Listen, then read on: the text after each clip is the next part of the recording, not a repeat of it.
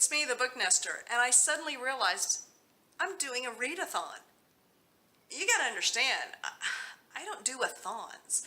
I definitely don't do marathons. I've never done one in my life, I don't think. Well, wait a minute. No. I lie. I think in third grade I did a jump-a-thon. Does that count? But you know what I figured out? I probably should have been training for this. A 24-hour read-a-thon might require some training. So I went out online, like you do, and I did research on what I should have been doing because I'm about to start an a-thon. But the closest thing I could find was for a half marathon. So I thought, I wonder if I should have been doing this.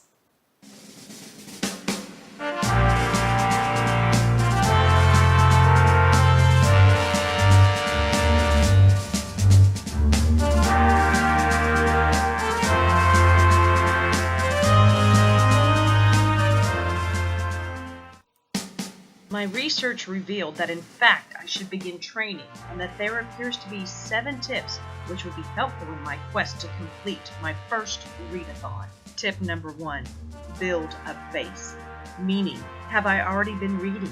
And if so, how much? How long? A quick look over my Goodreads revealed I had read 24 books in the last 6 months. Is this enough to provide a strong base? To build my reading stamina and commitment? Tip number 2, I needed to make a plan. I had cleared with my hubby that I would be RAD, that's reading all day and unavailable. Then I reviewed over my current supplies. Alright, check. I had my book and I had my e-reader. And then I had my comfortable shoes. Let's see, there's 3 of them. Which one? Oh, those are really fluffy. Wow, those would be lovely, yeah. Oh, and wait a minute, back. I need to remember. Also, I had my supplies. I had, wow, is that Chevalier? Yeah, ooh, and some Tazo tea. Gotta love that. Oh, and peppermint mocha latte. I'm getting kind of hungry. I wonder what I should do. Wait a minute. Tip number 3, think quality of the quantity. Reading lots of pages is one way to prepare for a read-a-thon, but could increasing those pages increase the chances of sliding into a reading slump? The question of planning the size of my books became a strategic necessity. Do I go with a handful of small books, ones that are important and well written, but would feel small in accomplishment? But if too big, would I be overwhelmed and intimidated, feeling the crush of defeat from giant tomes of which I have chosen to participate with? Where is the balance of success and accomplishment? Tip number 4, cross-train. Creating a list of varied lengths of books would not be enough. I would need to cross genres and vary my literary formats in order to tackle this massive biblio challenge. Once again, I reviewed my reading for the first 2 quarters of 2016. Was it wanting? Did I need to have more available? Did I need to expand my reading horizons even more in order to hit this challenge and be successful? Tip number 5, finding a training group.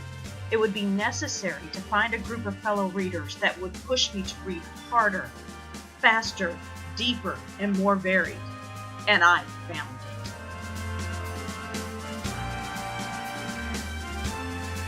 Tip number 6, I needed to research the race, the course, how I was going to get there.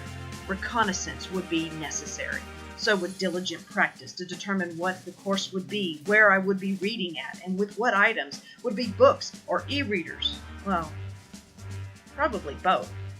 Day and night I would run through my reading plan of action. Hours would need to be spent in the nest. I would need to determine what distractions could affect the outcome of this read-a-thon. I would have to avoid television at all cost. Coloring, crafting, arting of any kind could not happen. Reading other books? Not on the TBR, not an option. Cooking, cleaning, laundry, no. The last thing that would be vital to the success of this read-a-thon would be to know the following important detail. When does it begin? What time zone? What time zone was I in? When would it finish? Know this and I would be on track to a successful read-a-thon. Otherwise, it would be over before it even began. I must identify the location of the hydration station. Find that in the middle of the long, dark hours of the night, and I would see the dawn's early light, as well as the final pages of my targeted reading selections. And finally, locating the strategically placed aid stations would provide me with the much-needed sweet, salty, and crunchy repast necessary to maintain my energy levels. Our final tip, number 7, was to rest and relax prior to the beginning of the read-a-thon. No putting together a ridiculous video on training tips to be posted on BookTube just hours before you try and stay up all night, and the following day reading and actually comprehending. No, to be successful, rest is vital.